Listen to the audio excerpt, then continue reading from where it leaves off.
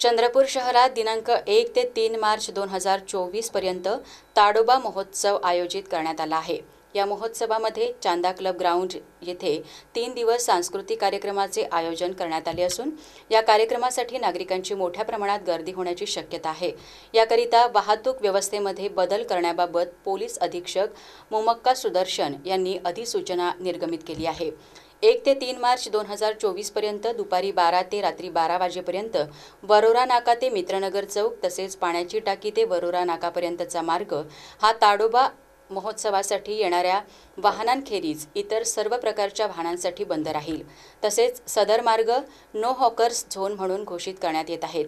सदर कालावधीत नागपूरकडून शहराकडे जाणारी वाहने वरोरा नाका उड्डाणपूल Siddharth hotel bus stand Priyadarshini Chowk मार्गे किंवा जिल्हाधिकारी निवासस्थान मार्गे जिल्हा स्टेडियम मित्रनगर संत केवलराम चौक मार्गे शहरात प्रवेश करतील।